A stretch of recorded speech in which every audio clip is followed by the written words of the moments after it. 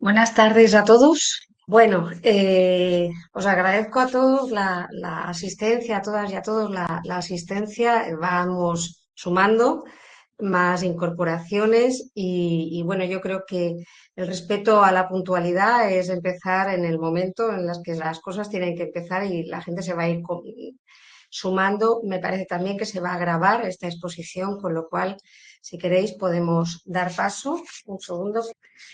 Eh, en primer lugar, desde luego os agradezco la presencia a todas las compañeras y compañeros de profesión y estudiantes de la carrera de psicología por dedicar la tarde a estar escuchando esta historia que para mí es tan bonita, tanto el campo de la atención temprana como la, la dedicación a la población infantil en condición de riesgo sociofamiliar. Espero estar a la altura de las expectativas porque es un campo que, según vamos a ir abordando, pues bueno, falta mucho que decir y mucho que trabajar y he sido un poquito autodidacta en la composición de toda esta formación. Eh, los niños de riesgo social, yo suelo decir que son los que dan formación y sentido realmente a mi trabajo en atención temprana y espero poder transmitir esta inquietud. Evidentemente, agradezco la colaboración del Colegio Oficial de Psicólogos de la Comunidad Valenciana, fundamentalmente o específicamente a la sede del COP en Alicante, tanto al equipo administrativo, al equipo informático con Judith, que la tenemos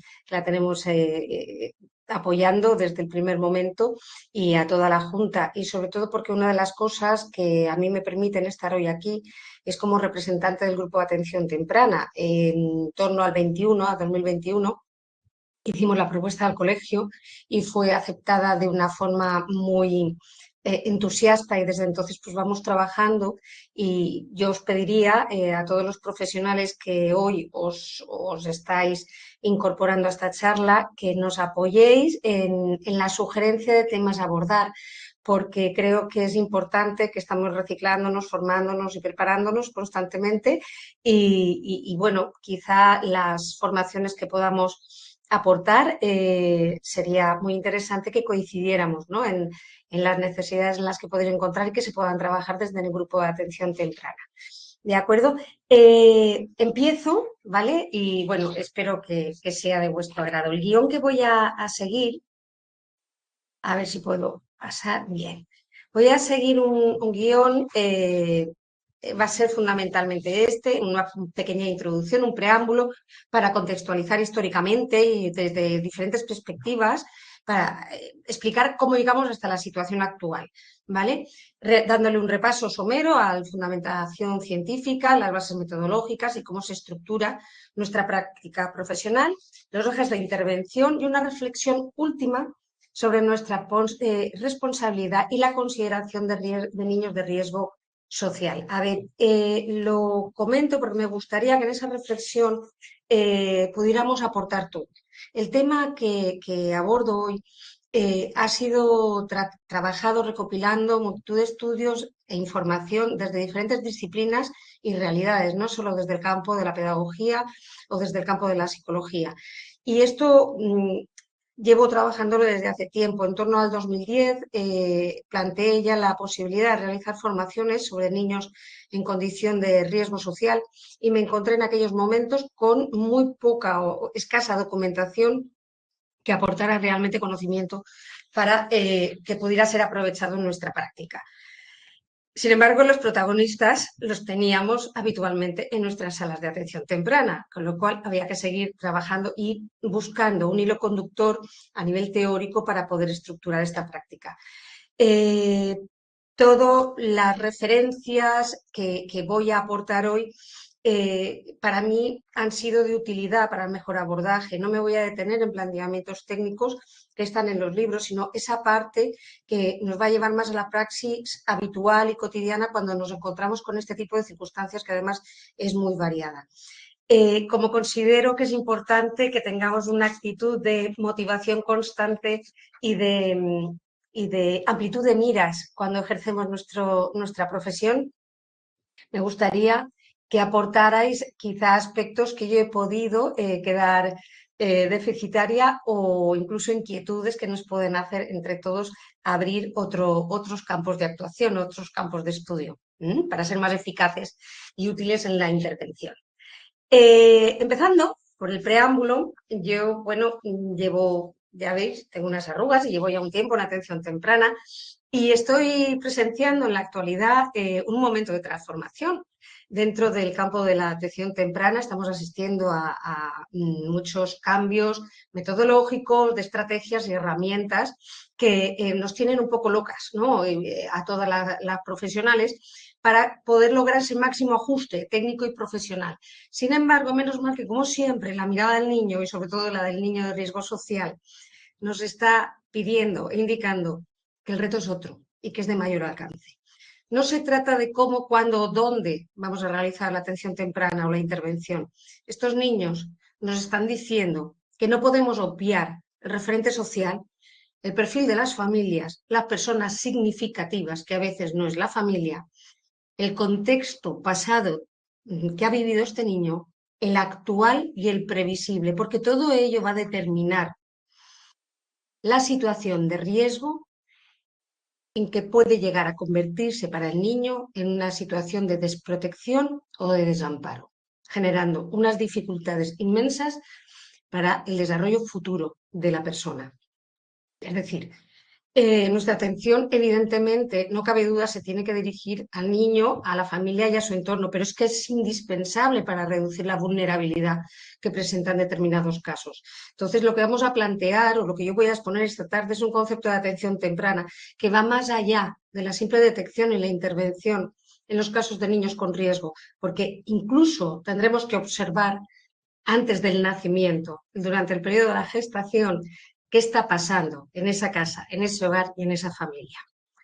Y esto quizá lo podemos ver ahora normal porque con los avances científicos pues, vamos sabiendo muchas cosas de la afectación que puede tener la vida uterina en el bebé, el desarrollo y la situación que puede vivir la madre. Sin embargo, la situación de vulnerabilidad en la infancia ha existido desde que el mundo es mundo. Antes no era considerado como tal y ahora no nos planteamos, y es una situación increíble, plantearnos cualquier anomalía en la crianza de un niño, cualquier trato inadecuado. Sin embargo, la consideración de la protección y el buen trato no ha sido siempre el mismo y dependiendo del momento histórico en el que se ha vivido, las familias han tenido, y la sociedad en general, ha tenido un tipo de actitud hacia la infancia. Hemos pasado por épocas de abandono, por desconsideración de sus derechos, por infanticidio, por explotación laboral y por muchas circunstancias. Y de forma no tan lejana, recuerdo que en los casos de niños nacidos con discapacidad intelectual, hace 70, 80 o 90 años, todavía desde el entorno profesional, el entorno médico, las familias eran aconsejadas que esos niños fueran dejados desde su nacimiento en una institución.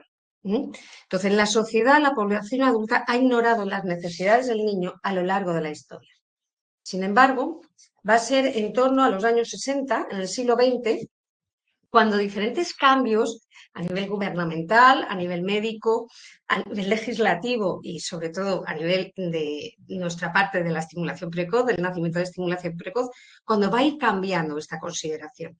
Va a haber un cambio en la consideración en la etapa infantil del desarrollo del niño como algo muy valioso en la formación de la persona. Promoviendo su cuidado, propugnando derechos de protección desde el respeto y su vulnerabilidad, a su vulnerabilidad, perdón, siendo clave en aquellos momentos a nivel gubernamental, pues la Declaración de los Derechos del Niño, que va a modificar la forma de entender la crianza, responsabilizando en estos momentos a sus padres de su atención y protección. Por otra parte, en 1962, desde el sistema médico, a nivel médico, va a haber un cambio de concepto al clasificar como categoría diagnóstica el síndrome del niño golpeado, descrito por Henry Kempe. En aquellos momentos el maltrato infantil empieza a ser considerado como un problema social y va a ser atribuido al ejercicio inadecuado, como causa el ejercicio inadecuado de sus padres, de la crianza por parte de sus padres, no debido a causas fortuitas. Y esto supone un hito, porque hasta ese momento existía una desconsideración realmente a las lesiones o a los problemas que pudieran presentar los niños.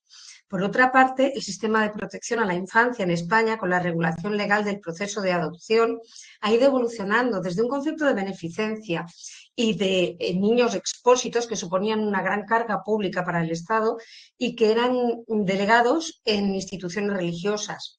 De ahí pasamos a la adopción al servicio de las familias, a la adopción a la carta, como un modo de facilitar que las parejas que tuvieran problemas de infertilidad pudieran cumplir realmente el deseo de crear una familia. Desde el ámbito profesional se entendía o se introdujo el concepto de niños adoptables, es decir, de normalidad comprobada. Los niños con discapacidad intelectual no eran considerados adoptables.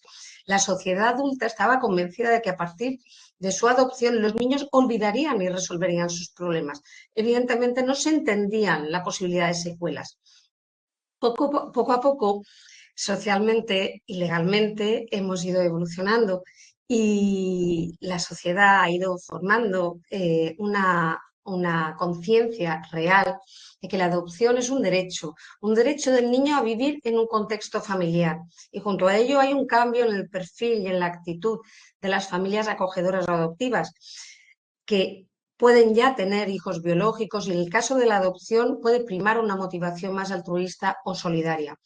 Y sobre todo van a mostrar conciencia de las necesidades que tienen, no solo en el momento presente, sino que pueden tener en momentos futuros. Y en esta situación creo que es importante mencionar el movimiento que se inició en el denominado como pasaje verde en China, para promover la adopción de niñas y niños con necesidades educativas especiales o que no eran considerados como fácilmente adoptables, quizá por su procedencia. En todo esto, como digo, en torno a los 60, atención temprana empieza a dar los primeros pasos bajo el paradigma o bajo el nombre, la denominación de estimulación precoz. Tenemos todo el empuje de las teorías evolutivas, de los estudios de Piaget. En aquellos momentos hubo un aumento de los nacimientos con la mejora sociosanitaria, pero también todo ello hizo que se diera en un entorno determinado, en un entorno sanitario. Entonces, bajo un paradigma médico rehabilitador, nos centrábamos más en la patología. Evidentemente, el paradigma para los compañeras y compañeros que estéis hoy escuchando la charla y provengáis del ámbito de la atención temprana, sabéis que todo esto ha ido cambiando y el rol del psicólogo dentro de la atención temprana, el funcionamiento, el papel, se ha visto sustancialmente modificado. Desde estudios, investigaciones, la publicación del libro blanco en el 2000, la guía de estándares en calidad de atención temprana, la publicación de la ODAT, hasta cambios legislativos. Entonces, todo ello ha ido articulando una red social desde diferentes disciplinas que nos lleva a la consideración actual de la infancia y sobre todo de la infancia de riesgo social. Sin embargo, hay niños que nos recuerdan que esta situación no está solucionada, que no es suficiente y que siguen copando en ocasiones los medios de comunicación. Según el Boletín de Vulnerabilidad de Cruz Roja, 1 de cada 4 adultos con niños entre 0 y 6 años sufre estrés por no cubrir las necesidades básicas de sus hijos. Crianzas en solitario, migración, familias numerosas, precariedad material, carencia de redes de apoyo, dificultades de idioma, presión psicológica, son los elementos que comprometen el adecuado ejercicio de la parentalidad y que conlleva el sufrimiento de la parte más vulnerable, que es la infancia. Pero esto podríamos decir que forma parte de las familias vulnerables. ¿Qué pasa con el resto? Porque todo no pasa siempre por familias vulnerables. Pues que tenemos que reconocer que en pleno siglo XXI, en la sociedad actual, imperan todavía creencias de comportamiento parental inadecuado y que son toleradas y percibidas como normalizadas. Los niños siguen estando bajo la responsabilidad de los padres, pero como propiedad, son suyos. Se prima la competitividad con una disciplina o una autoridad desmedida. Nadie le va a decir a un padre lo que tiene que hacer, cómo tiene que educar. y una frase que aún sigue vigente. Yo no sé, compañeras y compañeros, si a vosotros os pasa, pero yo la frase todavía de me tiene que respetar la sigo escuchando en el despacho, atribuyendo al niño intenciones totalmente injustificadas. Se mantiene también la convicción de que el periodo de la infancia es un periodo vacío y simple, que los problemas importantes son los de los adultos, que los niños realmente no se enteran de nada, y se priorizan las necesidades de los mayores, justificando en la presencia de los niños en el consumo de sustancias. Se considera que la violencia y el cariño coexisten, que no pasa nada y no somos conscientes del efecto pernicioso y terrible que tiene para un niño presenciar la violencia doméstica. Y también, cómo no, el aumento de movimientos migratorios, de familias al completo, que gracias a su llegada equilibran nuestra pirámide poblacional y a los que hay que agradecer su llegada. Es decir, nos encontramos con nuevos estilos de vida que comportan nuevos entornos y, evidentemente, nuevas situaciones de riesgo para los niños. Así que yo me planteo, y no es una frase de perogrullo, ¿un niño de riesgo social es solo un niño o es un niño solo? Porque como niño tiene derecho a ser feliz y a tener oportunidades para su desarrollo. El protagonismo del niño no es buscado, no es gratuito, es per se y parte desde la concepción. Como un ser en crecimiento, el niño precisa interacción y guía de un adulto y protección, y sobre todo en las etapas más importantes de su desarrollo. Precisamente por esta potencialidad de crecimiento, el niño va a presentar una condición de riesgo, de menoscabo inherente al propio proceso de desarrollo, que va a suponer una amenaza potencial a su integridad, con graves consecuencias futuras para su desarrollo. Y este riesgo no proviene del interior del niño, no es una condición con la que haya nacido, que haya adquirido. Este riesgo es externo. Su familia no cubre sus necesidades, la realidad inmediata no le protege y la comunidad no le apoya. Es decir, la comunidad presenta un mecanismo disfuncional que impacta sobre el quehacer de su cuidador. El niño, en ese periodo corto de su vida, está viviendo ya una situación de desprotección, en el momento más importante, donde tienen que asentarse las bases de aprendizaje. Parece que si no hay datos no tenemos realmente evidencia. Yo agradezco enormemente el poder ofrecer hoy datos, porque no es fácil. Conseguir datos sobre el número de niños en situación de riesgo sociofamiliar ha sido algo muy complicado y las veces que he tenido que hablar de esta situación me he tenido que enmarcar quizá en situaciones de maltrato físico, de abuso sexual, pero no, es que este marco es bastante más amplio y no podemos encuadrarnos solo en ello.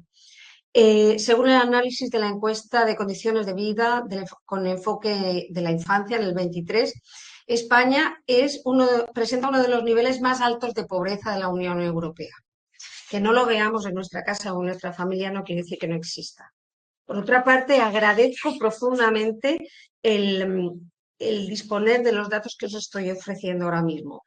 Desde el Servicio de Infancia y Adolescencia, la Consejería de Servicios Sociales, Igualdad y Vivienda, solicité estos datos pensando que no iba a ser escuchada y se pusieron rápidamente en contacto conmigo desde la territorial de Alicante, se comprometieron y tenemos los datos hasta mayo del 2024. No solo los de Alicante, sino los de toda la Comunidad Valenciana. Creo que son datos importantes y como ellas además me resaltaban, es que tuviera en cuenta que eran datos de niños en desamparo, cuando ya la situación de riesgo ha llegado al culmen. Entonces, bueno, pues que en Alicante en el 23 haya habido un total de 7 niños menores de 0 a 6 años, Castellón un total de 17, de 6, y en Valencia 24 hasta mayo, porque si vemos el total del 23, pues las cifras aumentan. Y he preferido o he querido poner una imagen de volcán fuera, porque aunque solemos poner como el iceberg, ¿no? De la parte que se ve y la que no se ve, para mí la metáfora del volcán creo que representa una imagen muy poderosa y muy impactante y que describe realmente la complejidad emocional que sufre un niño de riesgo sociofamiliar. Porque desde fuera el volcán es visto como una simple montaña, ¿eh? Y no podemos imaginar lo que tiene dentro. puede llegar a formar parte de un paisaje, un niño puede llegar a formar parte hasta de un cuadro y de una fotografía perfecta, ¿vale? Pero la presión interna le hace erupcionar. Es decir, el magma en la infancia son las experiencias traumáticas, es la presión negativa que se va acumulando y que no es observable.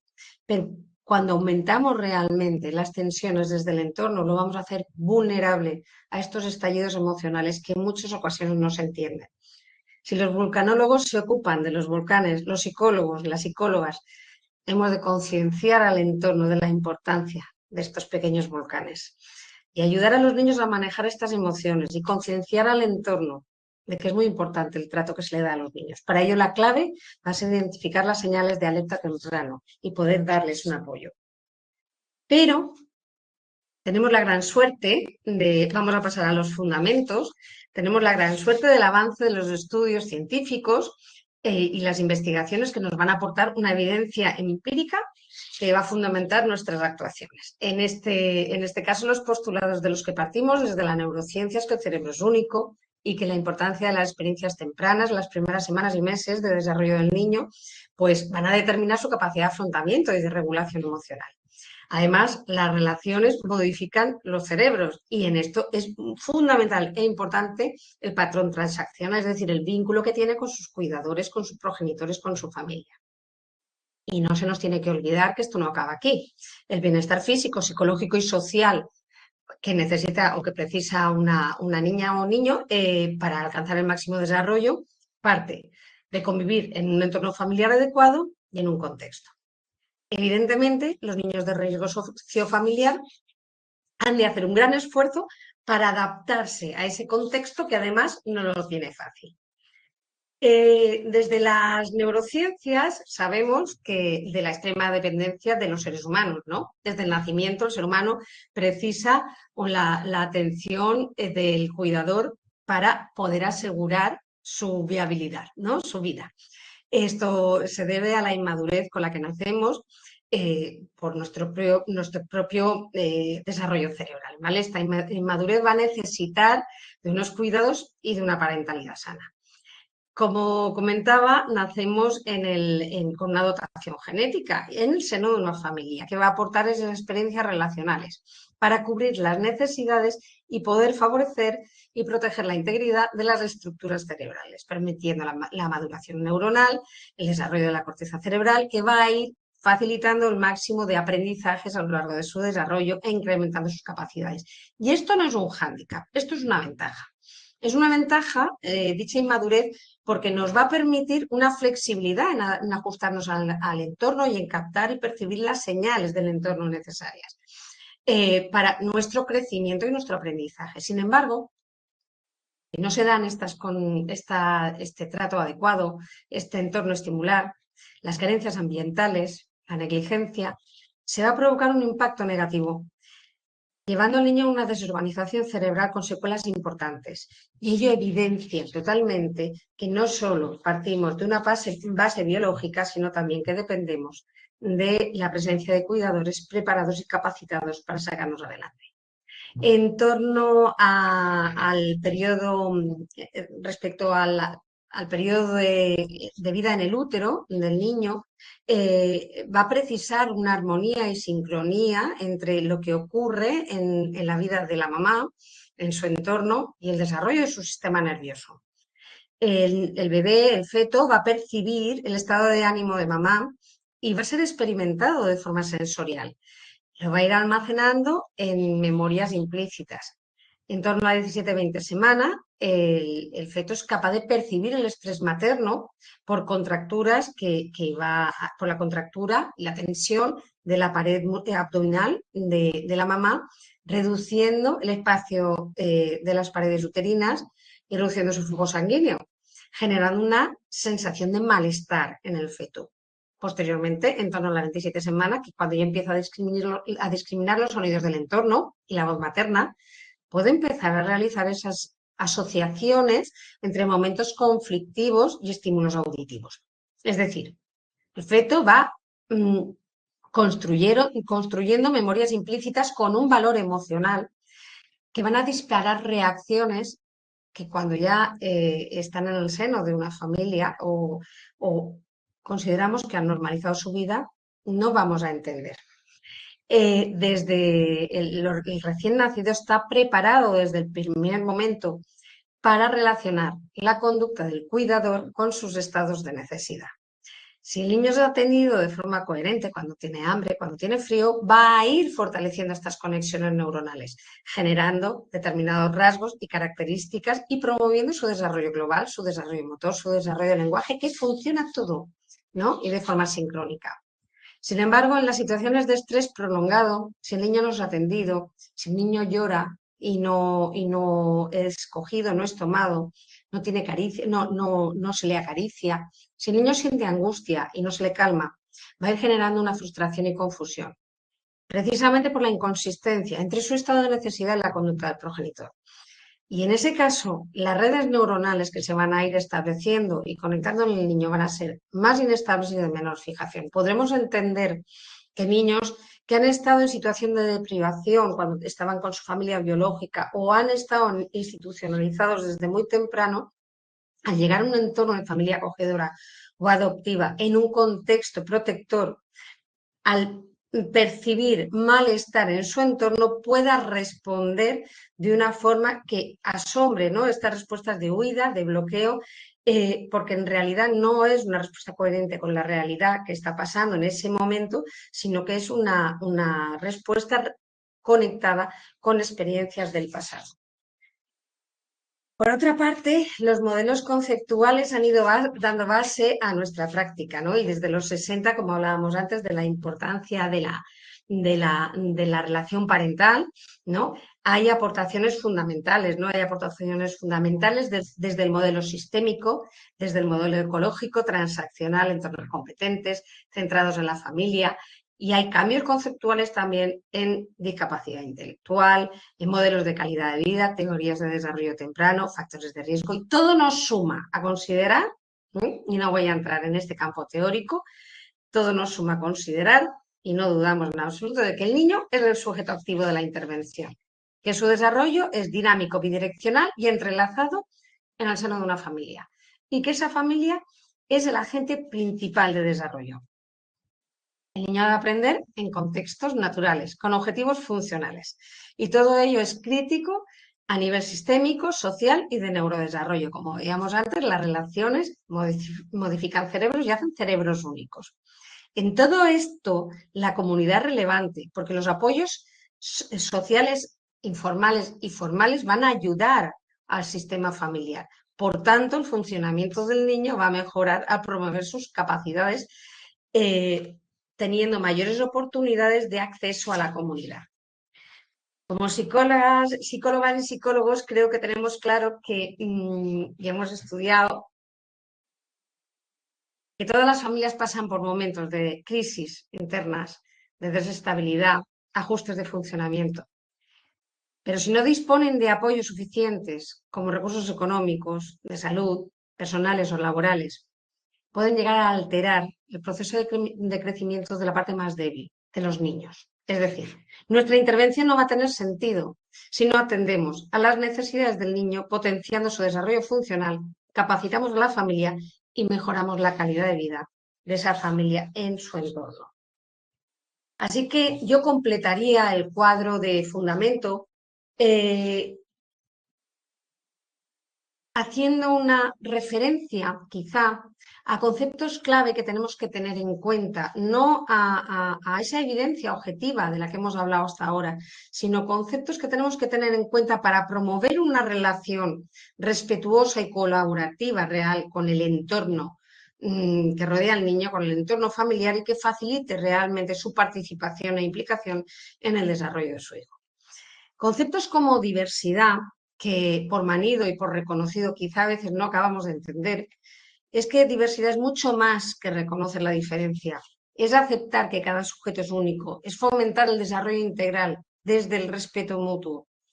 Como psicólogos, es entender que tanto la perspectiva de la familia como la perspectiva nuestra es igualmente válida, porque cuando hablamos de diversidad no hablamos de formas de ser, hablamos de formas de sentir y de saber, que la cultura es un proceso dinámico Las creencias, normas y valores son patrones de conducta enraizados y forman parte de la estructura familiar, del grupo familiar, del grupo del que venimos, que es transmitido generacionalmente y que no se puede explicar. ¿Mm? La podemos observar y lo que no podemos hacer como psicólogos es presuponer. Una familia puede identificarse con la cultura de origen, pero no podemos presuponer que por pertenecer a determinada etnia le corresponden todos los conceptos clave de esa cultura. El concepto de inclusión, creo que nadie va a dudar que todos somos inclusivos. Sin embargo, la inclusión no es exportable. La inclusión ha de orientarse y adaptarse a las familias diversas. Y eso lo tenemos en cuenta. Cuando hablamos de inclusión, tenemos que hablar de dos conceptos clave, de aceptación de la persona que es incluida, aceptación realmente por parte del grupo y del sentimiento de pertenencia de esa persona dentro del grupo. Inclusión no es compartir el espacio, es pertenecer al grupo al que estamos refiriéndonos, al que estamos incluyendo. El concepto de equidad, que no es de igualdad, y es un principio de justicia.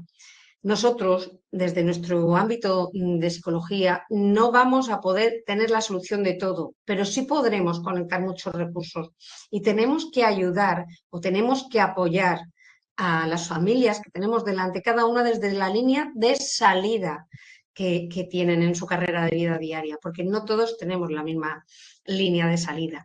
Y el concepto de identidad, de autoconcepto, muy propio de psicología. Sabemos que el autoconcepto nace y muere con nosotros. El autoconcepto es esa idea que nos vamos haciendo de cómo somos y esa idea que vamos teniendo de nosotros mismos la vemos reflejada en las miradas de nuestro entorno.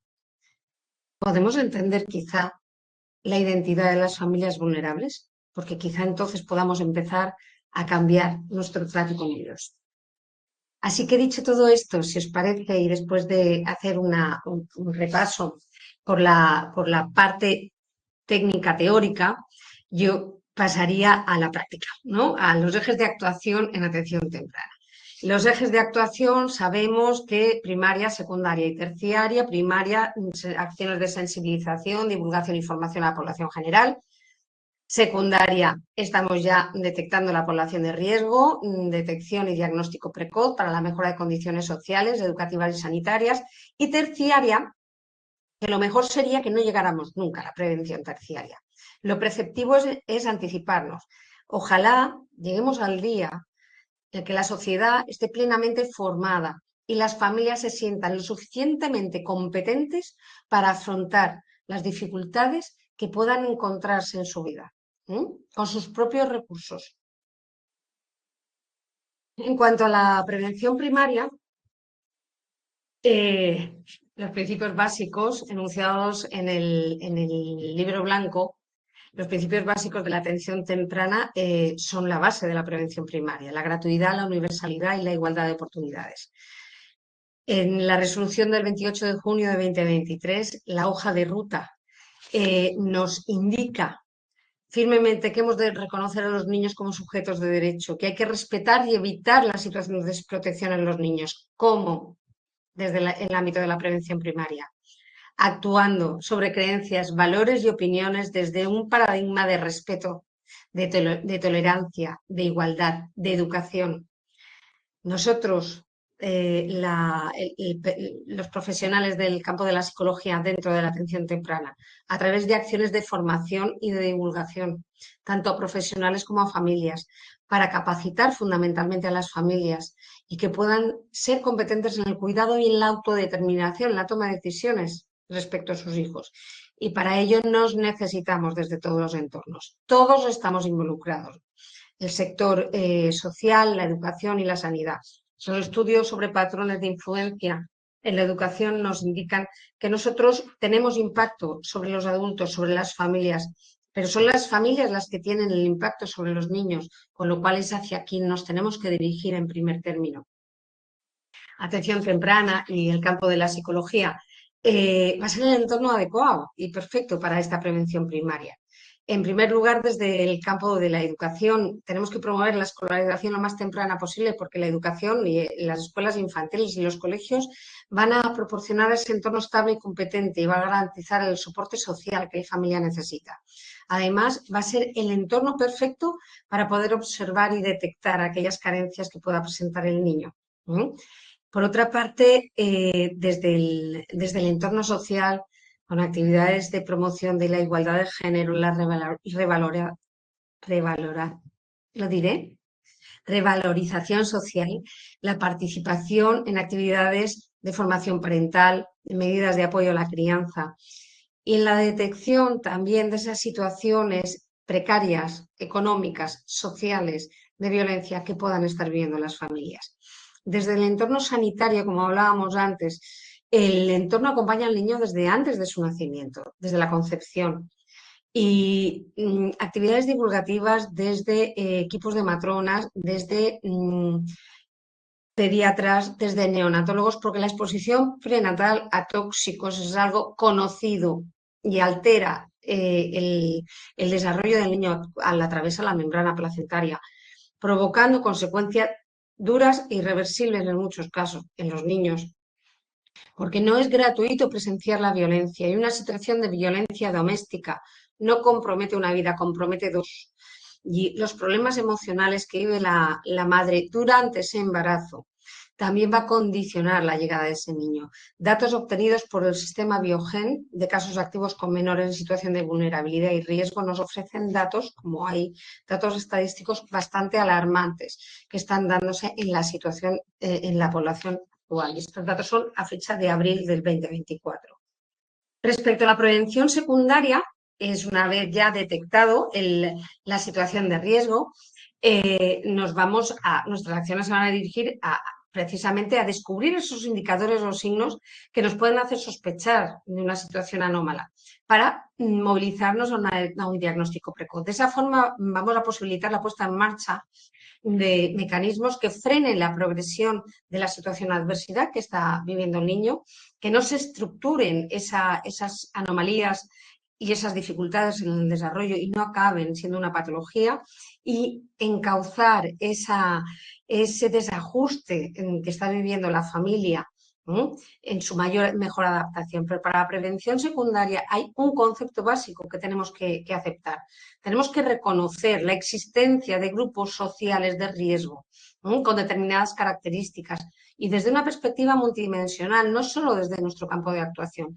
Tenemos que identificar familias con dificultades en la atención a sus hijos para poder ofrecer esos servicios de apoyo. Y para ello, como decía, tenemos que mantener una visión más amplia quizá que la que tenemos por propia formación. Voy a pasar por encima sobre los indicadores para detectar las situaciones de riesgo, porque creo que están en todos los manuales y me gustaría profundizar más en cómo o qué situaciones nos vamos a encontrar a nivel familiar y a nivel del niño una vez que han sido detectados, ¿no? En el tema, en referencia al niño, a la niña o niño, desde los primeros meses se va a poder observar alteraciones emocionales y relacionales expresadas en alteraciones psicosomáticas. En ocasiones, acceder a la historia clínica del niño es muy difícil.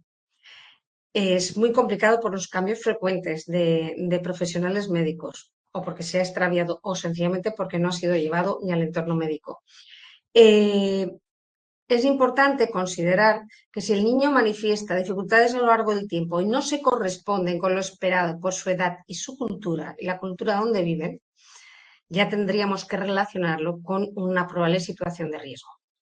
Respecto a las familias, vamos a procurar indagar en su historia psicosocial, en la estructura funcional o disfuncional a nivel familiar, en la presencia de estresores, la dinámica conflictiva, si hay problemas de empleo, de desarraigo, competencias a nivel de fortalezas, de debilidades, de manejo, de estilo de crianza y afrontamiento. Afrontamiento supone muy curioso en cómo resuelve sus problemas cotidianos y si asume realmente la familia el rol y responsabilidad de crianza. Para detectar una situación de riesgo, como digo, tenemos que estar atentos a los indicadores para poder movilizarnos a este diagnóstico rápido. Pero, como os he comentado, no he querido indagar porque vais a encontrar multitud de escalas y multitud de clasificaciones de riesgo de indicadores para poder detectar una situación complicada. Sin embargo, creo que me interesa más comentar que las circunstancias no siempre son tan claras.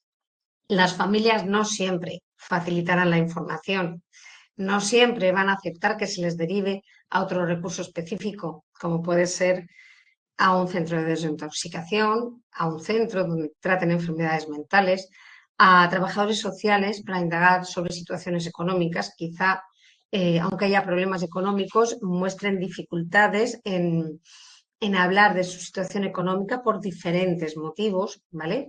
Y aunque te están entendiendo, en ocasiones tampoco llegan a compartir con nosotros el concepto de crianza, de estilos educativos y de igualdad de género.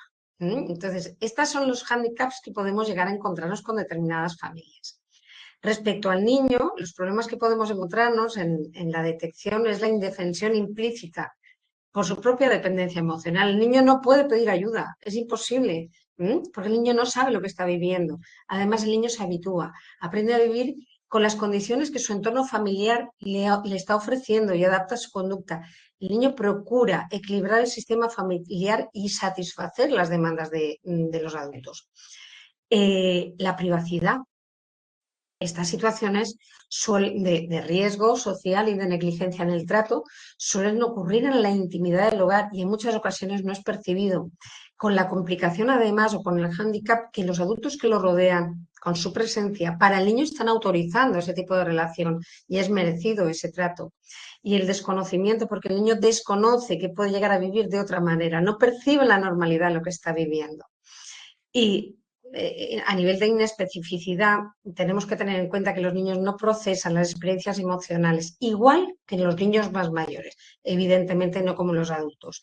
Su dolor no es explícito. Sin embargo, que exista ausencia de sintomatología física no indica que no haya daño psicológico presente y posterior. Y por parte nuestra, por parte de los profesionales, en muchas ocasiones mostramos reticencia a iniciar un proceso diagnóstico por no patologizar o consideramos que el problema es social y no nos compete. Está generado en un entorno familiar y son otras fuerzas, otros profesionales los que tienen que entrar en ello. Pero es que el niño se ha criado en ese entorno y las consecuencias las está viviendo. Está afectando a su desarrollo diario. Y si no actuamos con un diagnóstico temprano, no vamos a poder actuar dándole realmente los apoyos que el niño necesita. Ignorar sus dificultades y desconocer su alcance limita la atención de los apoyos que precisa. El acceso a la información no siempre es fácil, como hablábamos antes de la información médica, el historial médico del niño o la historia psicosocial. En ocasiones nos vamos a encontrar con sesgos en las respuestas.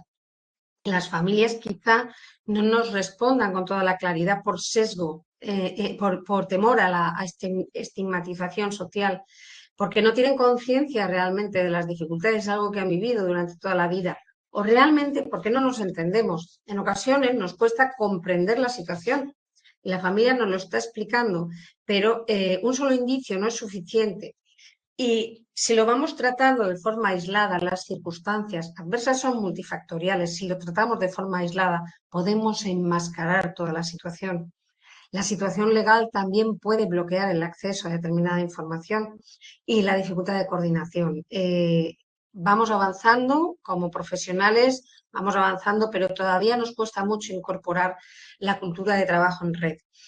En ocasiones nos encontramos desbordados por el trabajo, y hablo en primera persona, y buscamos solucionar o justificar las situaciones de la forma más rápida posible, porque levantar una situación de riesgo social implica abrir una carpeta que no sabes cuándo vas a cerrar, una incertidumbre y el impacto mediático. Tenemos una imagen distorsionada. Es difícil estimar precisamente la incidencia real porque en muchos casos son silenciados o atribuidos a otras causas. A veces no podemos identificar los más próximos porque los que conocemos han creado muchísima alarma. Lo que yo pido de verdad es que seamos conscientes que esos que crean alarma tuvieron un momento en el que se tenían que haber tomado medidas y no se tomaron. Y que nosotros, como bien dice la Ley Orgánica 1 de 1996 de protección jurídica del menor, estamos obligados, y estamos obligados no solo por profesión, sino como ciudadanos. Y llegamos a la prevención terciaria. Y aquí es donde vino el lío. Aquí hemos identificado ya la situación de crisis biopsicosocial, el problema ha estallado y, bueno, en ocasiones, personalmente y con mi equipo, nos hemos encontrado acompañando al equipo, acompañando al niño en diferentes momentos. Hemos podido estar con ellos en el momento en el que ha vivido una convivencia inadecuada con la familia biológica.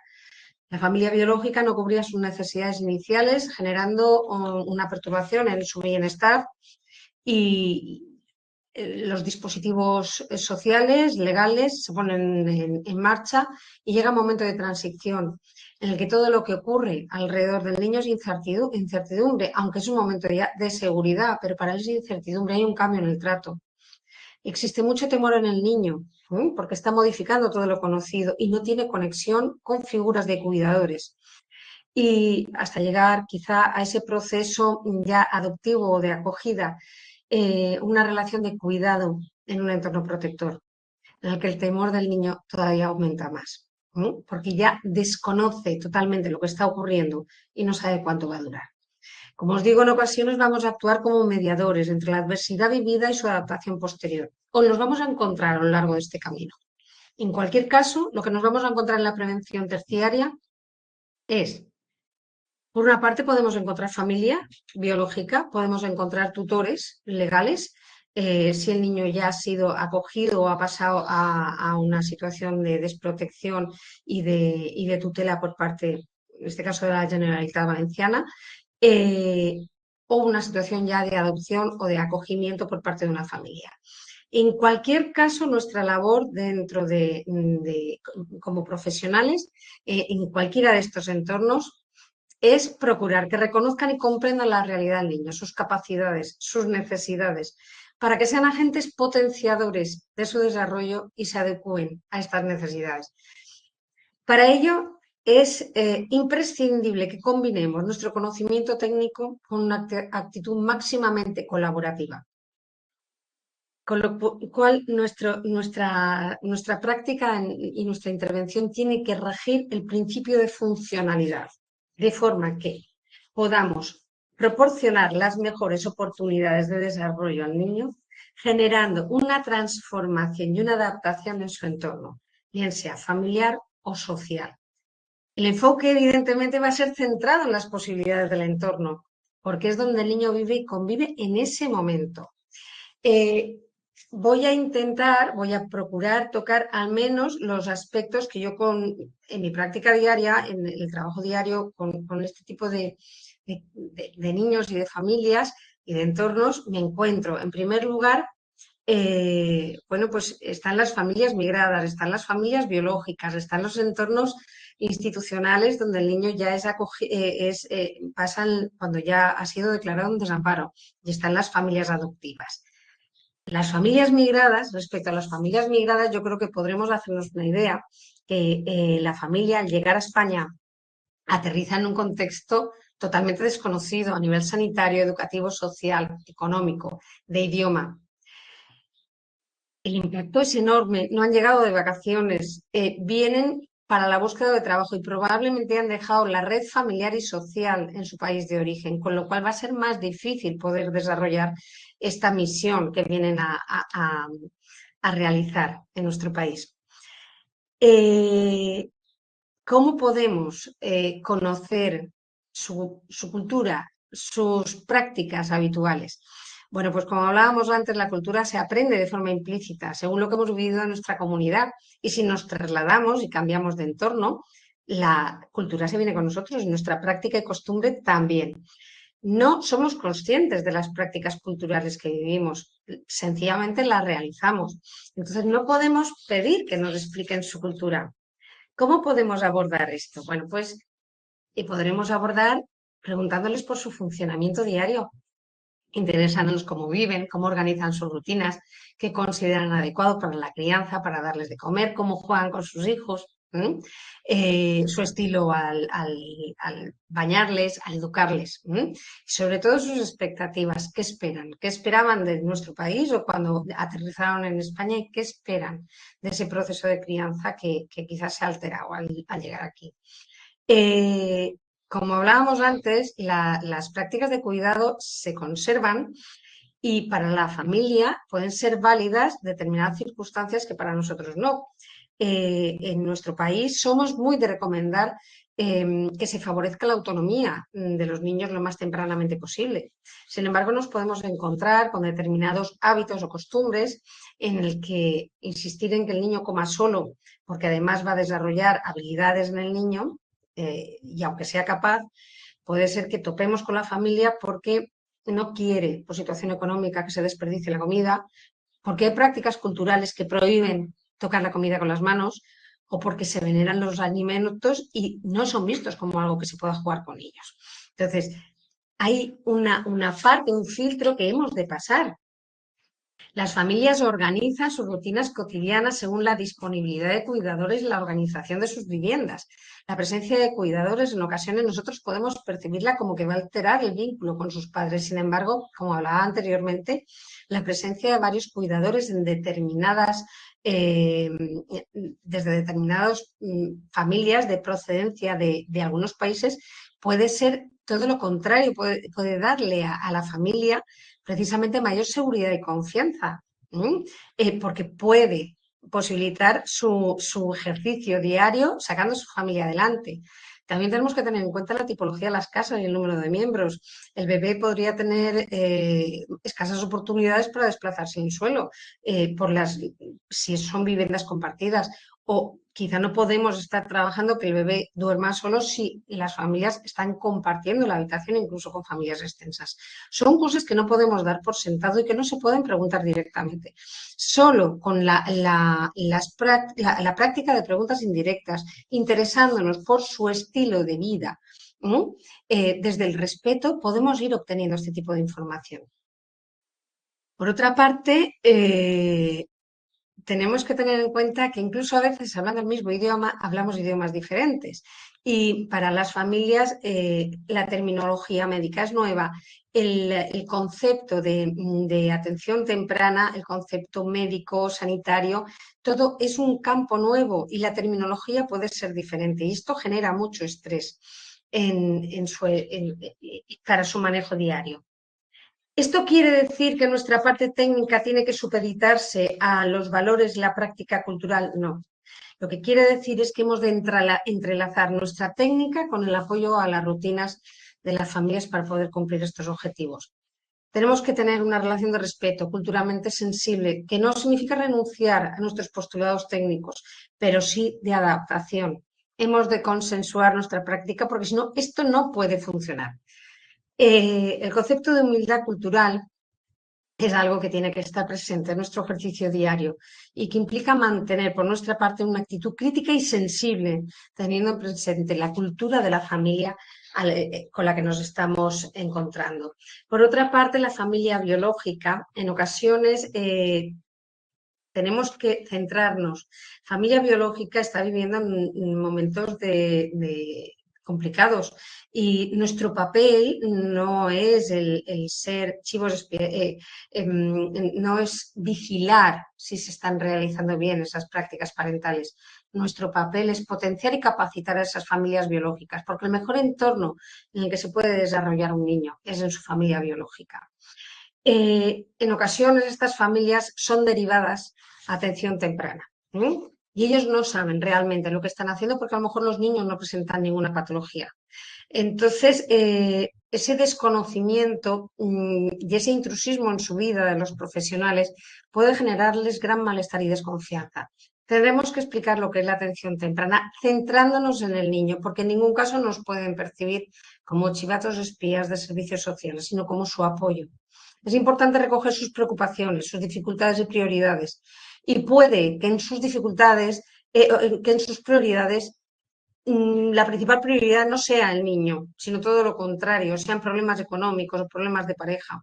El funcionamiento del niño en sus actividades diarias y para ello tendremos que conocer las reglas de la casa y comprenderlas, entender que cada familia tiene una forma de funcionar, conocer sus competencias en la crianza, entender cómo se siente y sobre todo su propia historia de cómo fueron criados, porque todos repetimos los patrones familiares y si ellos han vivido historia de inatención, de abandono o de negligencia con sus propios padres, pueden estar replicándolo ahora mismo y esta pauta de crianza está fijada y cuesta muchísimo modificarla.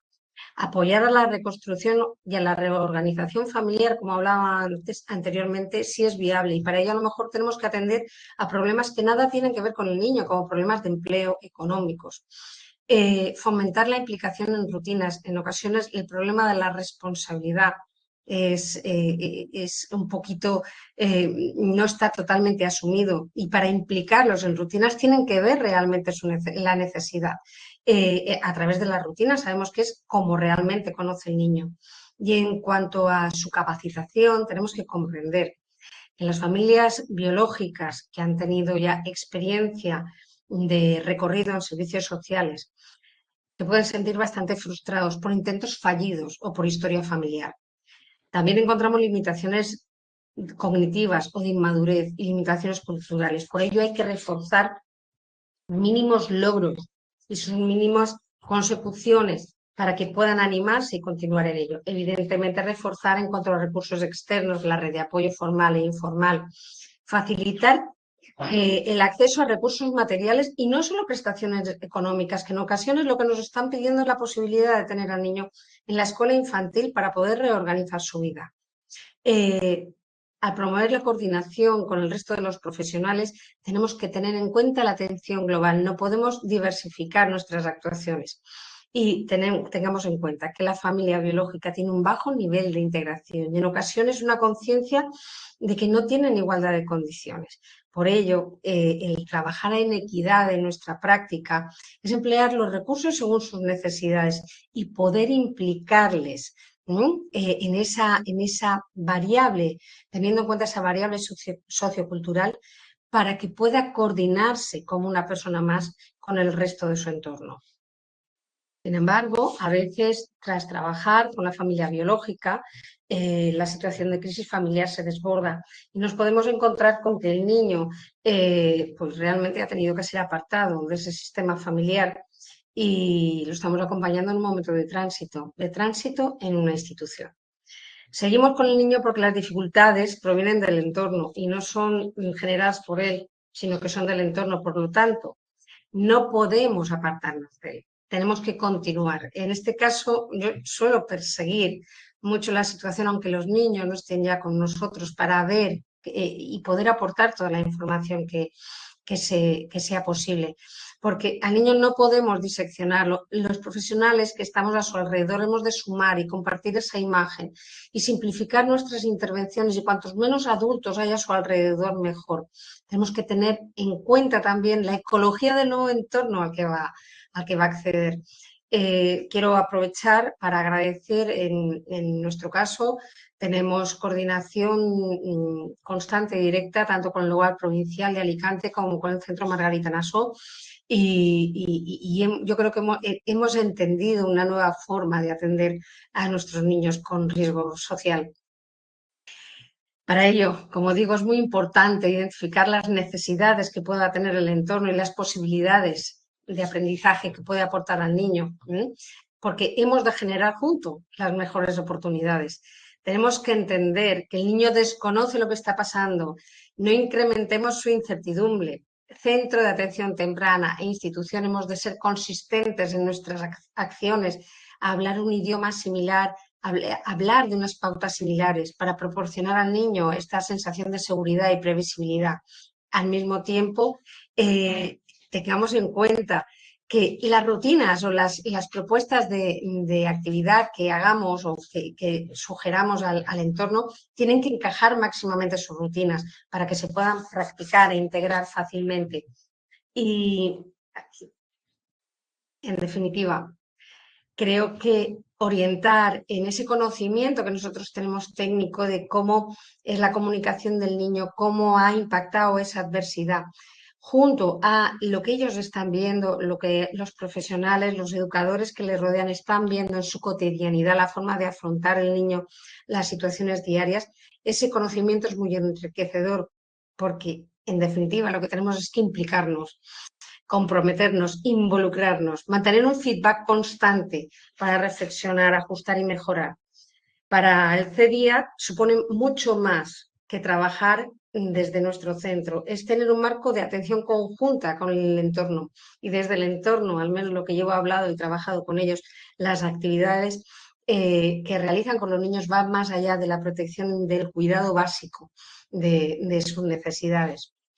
En este caso, lo que nos tenemos que plantear como profesionales no es ya cómo puedo ayudar a este niño, sino cómo puedo colaborar, cómo podemos colaborar con el entorno para que el niño tenga las máximas oportunidades y viva este periodo de la mejor manera posible.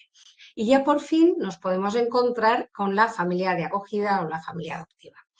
Nos encontramos con que los niños llegan a una casa en la que todo está dispuesto para su crianza y las ilusiones, expectativas empiezan a materializar. Sin embargo, todo no es tan fácil. La familia empieza a vivir una serie de dificultades iniciales no esperadas con la llegada del niño, y es que quizá las expectativas, yo siempre digo el embarazo que vive una familia con un niño de acogida o de adopción es bastante más largo, entonces la familia puede no estar viviendo lo que esperaba, la vinculación puede estar muy idealizada, el patrón comunicativo es complicado en los niños porque tienen una serie de reacciones que quizá la familia no entiende. Se desconocen los antecedentes, entonces personalmente creo que es muy importante que incidamos en las necesidades que tiene el niño, pero con mucha prudencia, sin identificar al niño con problema. La evaluación cognitiva que hace la familia de la situación es muy importante. No podemos generar estrés. La percepción del padre no puede generar un desbordamiento. Tenemos que ser lo menos intrusivos. Es su hijo, no nuestro caso.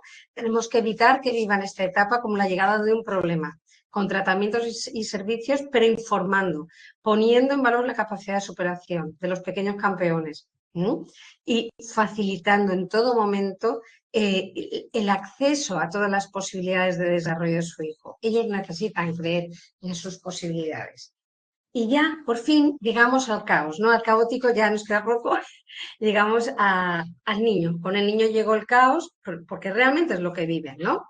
El niño llega a una casa en la que todo está dispuesto, sin embargo, a veces las ilusiones y las intenciones del nuevo entorno pueden estarle muy grandes y con el amor no basta. No puede integrar de golpe toda la situación que le estamos planteando. Las condiciones adversas se han eliminado, pero el niño quedan las experiencias todavía, vividas o no vividas y que tenían que haberse vivido.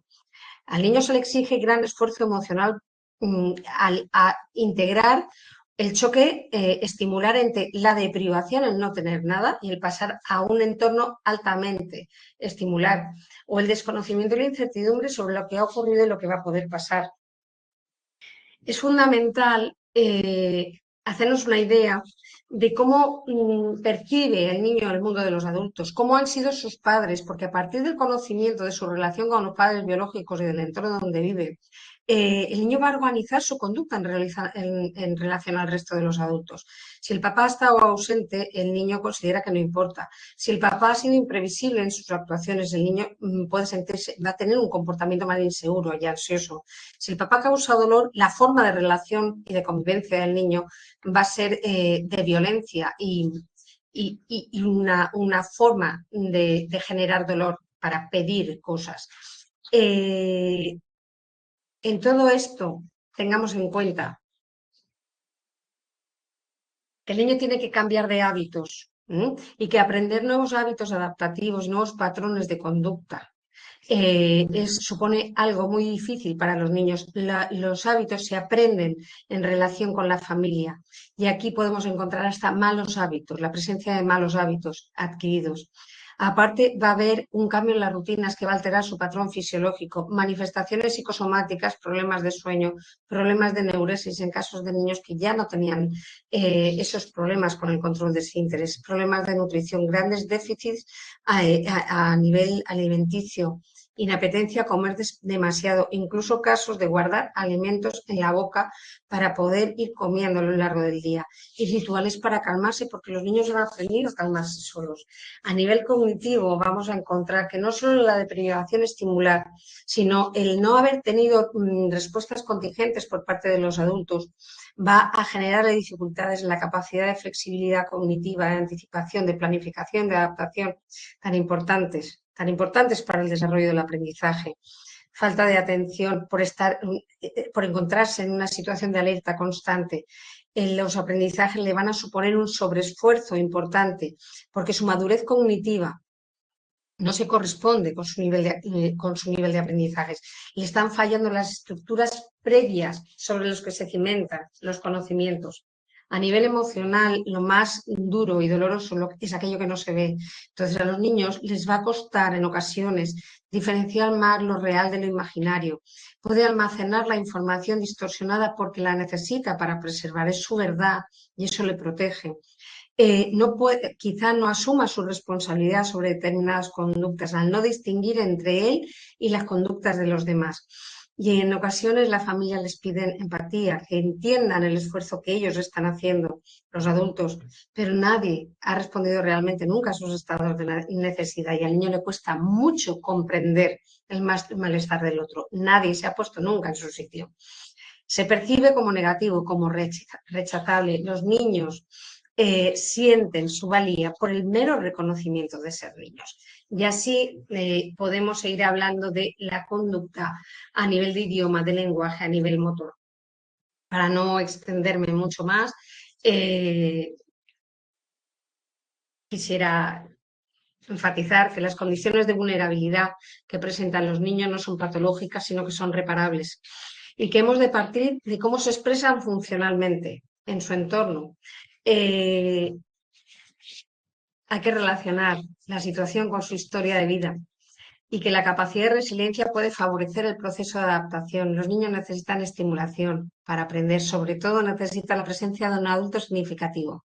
Se aprende con alguien y para alguien, necesitan experimentar y para esa curiosidad necesitan tener riqueza estimular y un entorno coherente y necesitan ser reconocidos por sus logros, pero fundamentalmente necesitan ser aceptados, amados y protegidos.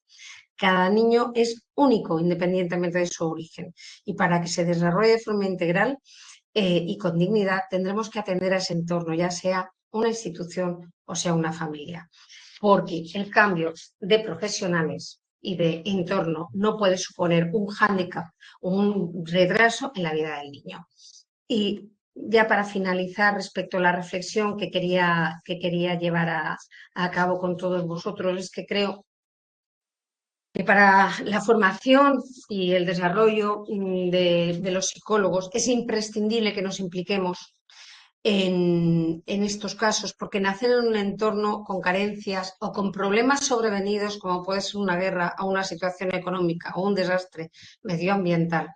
No puede ser que por estas causas al niño le cueste más vivir, le cueste más aprender, le cueste más crecer.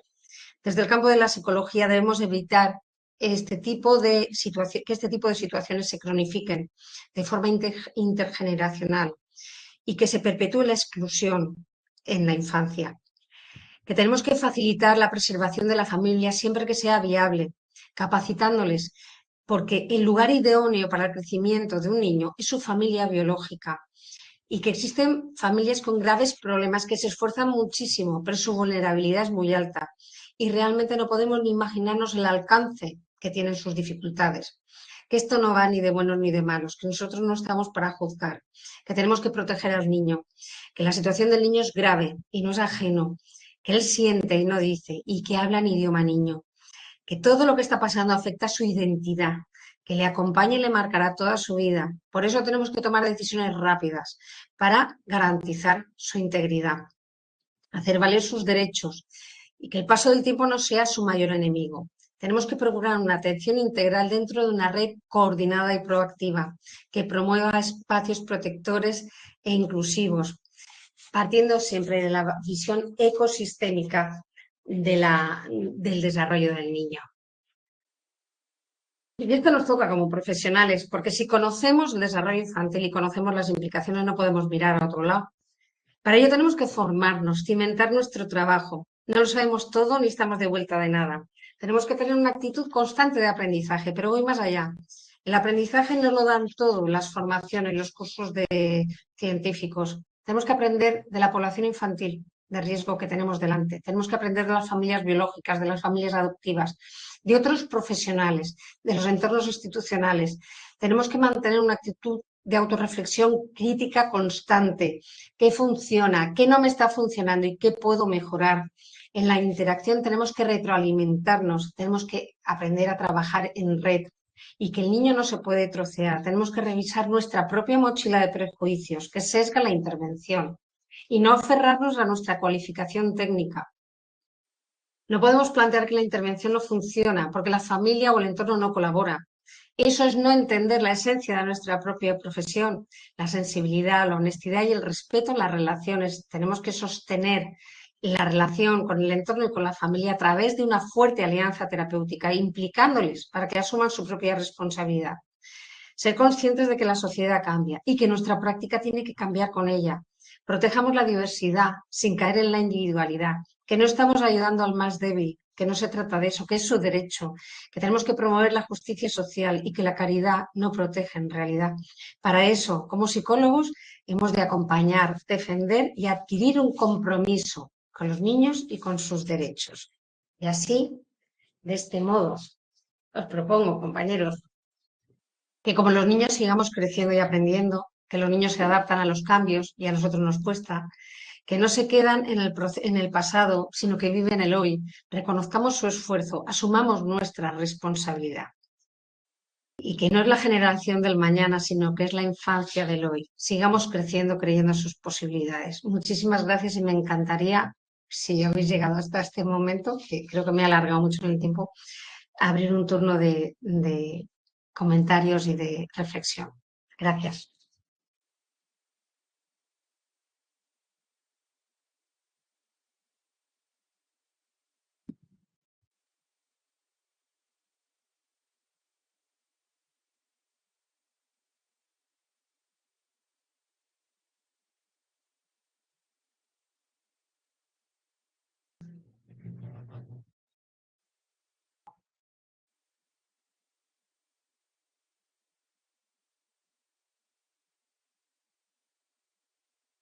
Bueno, si os parece, ya voy a ir cortando, pero quería comentaros algo del grupo de atención temprana. Nuestro objetivo es trabajar en pro de la atención temprana y para eso nos necesitamos todos. Entonces, os voy a comentar un caso que nos sucedió este año respecto a un taller que propusimos, el taller de herramientas de intervención en trastornos de neurodesarrollo. No llegó a poderse realizar y lo consideramos muy interesante. Entonces, no hace falta que forméis parte del grupo de atención temprana, pero para nosotros sería muy interesante que nos compartierais aquellos temas que consideráis fundamentales para poder seguir creciendo y evolucionando juntos. ¿De acuerdo? Y bueno, pues estoy totalmente a vuestra disposición a través del, bueno, tanto yo como todo el grupo de atención temprana que represento, y podéis contactar conmigo a través del colegio. Y de verdad, es que no es que yo haya hablado, yo quisiera tener feedback de lo que he dicho porque esto es muy importante. Son los menores de riesgo social y nos necesitan y creo que en la profesión tenemos mucho que decir. Bien, de verdad, ¿alguna pregunta?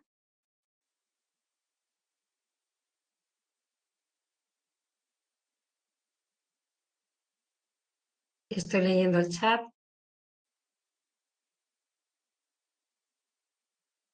Bueno, os agradezco muchísimo los comentarios. Lo dicho, voy a estar un momento, pero yo quisiera eso, que compartiéramos porque creo que todo esto ha sido fruto del trabajo hemos tenido la gran suerte desde nuestro centro en San Vicente y en APSA, pues siempre hablamos de la gran suerte que tenemos de contar con nuestra población que da sentido realmente a nuestro trabajo diario. Vale, estoy leyendo. Buenas tardes, Alicia, muchas gracias. Me gustaría con las derivaciones anteriores. Vale, vale. Las derivaciones de familias, entiendo que el cambio. Mira, a ver, tu nombre es Laura. Verás, el cambio en las derivaciones, tienes razón, y yo he sido de las primeras voces que han dicho que quizá el que tengan que ser las familias podía hacer que los casos se perdieran. Sin embargo, tenemos que reconocer que si los niños están institucionalizados, al menos en nuestro caso, hemos conseguido tener una comunicación muy ágil y muy rápida, tanto con la unidad de valoración de atención temprana como con los centros donde pueden estar institucionalizados y de verdad con el servicio de adopciones y acogimiento. O sea, todo eso se está haciendo de forma fluida, significativamente diferente a cómo se realizaba anteriormente. En el caso de familias que presentan riesgo social, y tienen que tramitar ellos todo este tipo de ayudas, como hablábamos antes, es muy importante la prevención primaria. Y dentro de la prevención primaria es muy importante tener contacto con los pediatras, con los trabajadores sociales y con el entorno educativo. Y en el momento en el que se detecta algún caso así, las familias les va a costar realizar esa derivación, pero tenemos que estar todos alerta para intentar facilitar lo más rápido posible el que esa familia realice esa derivación. Entonces, fíjate que llego hasta la conclusión de que es posible que en las familias de riesgo social sea más fácil que realicen la derivación que las familias que no son de riesgo social y se encuentran en esas circunstancias a veces de enfrentarse a ese proceso administrativo y de Internet para solicitar. Espero haber aclarado.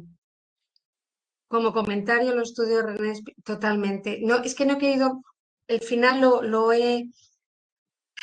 he llevado muy deprisa porque el hospitalismo, las caricias, hay estudios que hoy no se podrían plantear, son realmente, gracias a esos estudios tenemos más conocimiento sobre la importancia del mecimiento, de las caricias, ¿no?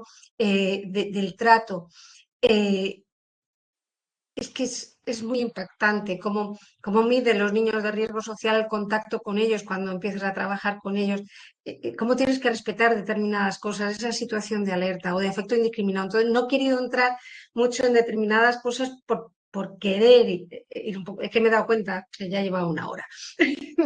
¿Cómo considera el amplio elenco de cuidado? Vale, familias mixtas. Bien, he comentado antes que en el caso de familias que vienen de otros países,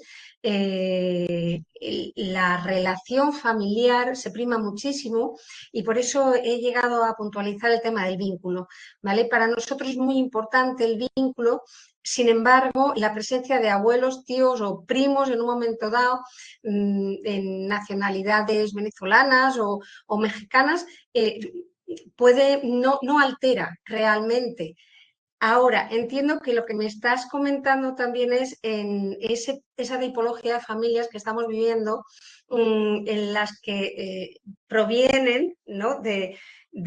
Para hacer el árbol genealógico, ¿no? de la familia es un poquito complicado, ¿no? Porque vienen de núcleos familiares con otros hijos. Sí, es complicado, es complicado. Y ahí lo que comentábamos antes de la importancia de la implicación y la responsabilidad. Porque los niños no tienen la culpa de que los papás hayan tenido otras relaciones anteriores y cuenten con otro tipo de personas en su entorno, ¿no? Entonces, todo va en la concienciación de papá y mamá. Eh, a ver, referencia bibliográfica. Mira, pues me lo he pensado y si queréis, lo que puedo hacer es solicitar luego, iba a poner toda la referencia bibliográfica. Y si os parece, lo comento con el colegio y os doy porque como os he dicho, esto ha sido es un poco autodidacta y voy cogiendo de varios sitios. Si os parece, paso toda lo que es la base argumental de lo que he estado comentando, ¿vale? Entonces creo que aquí contesto a Juan y contesto a Hortensia. ¿Os parece? Manual de intervención, es que como te comento de atención temprana, sí, pero cuando hablamos específicamente de niños de riesgo social, es que yo al menos, si me podéis dar algún ejemplo, pero a mí me ha costado, nunca he encontrado un compendio que nos hablara de todo. Bueno, pues a ver si puedo. Como os digo, podéis contactar conmigo a través del colegio, no hay ninguna, valorando la necesidad, implicar el colegio. Totalmente, totalmente. Mirar, no os canséis, porque gracias a hacernos muy presentes, ahora nos tienen en cuenta. A ver, que el niño no tiene la culpa de que el trabajador social a lo mejor no me llame, pero es que el trabajador social no ha trabajado nunca conmigo. Pero yo tengo que seguir insistiendo al trabajador social para que me tenga en cuenta. Eso es una cuestión nuestra. Eh, es la única forma de poder estar ahí. Y desde luego la alianza terapéutica, hay frases que yo no puedo entender. Es esta familia no comparte o no colabora, no nos estamos entendiendo con ellos, estamos hablando de idiomas diferentes. Tenemos que llegar, que para eso la profesionalidad no significa haber aprobado exámenes, sino tener empatía. Bueno, pues no sé. ¿Cómo afecta el estrés el desarrollo? ¡Buah! Lo he comentado antes, los bebés perciben, el feto percibe desde el momento, durante el embarazo, a través de las sensaciones, el estado de ánimo de la mamá. Cuando la mamá se pone tensa, cuando la mamá vive una situación conflictiva, va a reducir su espacio uterino, estrechándose las paredes, y va a llegar menor aporte de oxígeno y flujo sanguíneo. Con lo cual, el niño empieza a experimentar una sensación de malestar. Posteriormente, con el desarrollo, va a ir percibiendo los sonidos del entorno y va a empezar a asociar una situación con la otra. Entonces, al margen de que ese estrés del desarrollo no se va a dar, del neurológico no se va a dar solo, perdón, ese estrés no se va a vivir solo durante el embarazo, sino que tras el nacimiento del niño es muy difícil que la situación haya desaparecido. Todo ello va a ir alterando el comportamiento del niño y las respuestas que va a dar el entorno, por lo que os comentaba, esa creación de pequeñas memorias implícitas, ¿no? Podemos visualizarlo así, en pequeñas cápsulas de recuerdos que van a hacer que se disparen en un momento determinado ante determinadas situaciones del entorno, que le recuerden o que le evoquen eso. En todo momento yo he estado hablando de niños, quizá tenía que haberlo dicho al principio, no de niños con patología inicial. Estamos hablando de niños que han nacido sin ningún tipo de dificultad y el entorno, la disfuncionalidad del entorno va generando una serie de dificultades en ellos.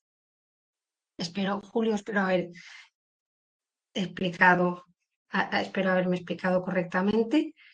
Y bueno, ¿alguna cosa más? A vuestra disposición y de verdad, deseosa, yo os voy a aportar este fondo y si algo me dejo, por favor, os pediría que me lo aportarais también para seguir creciendo juntos con esto.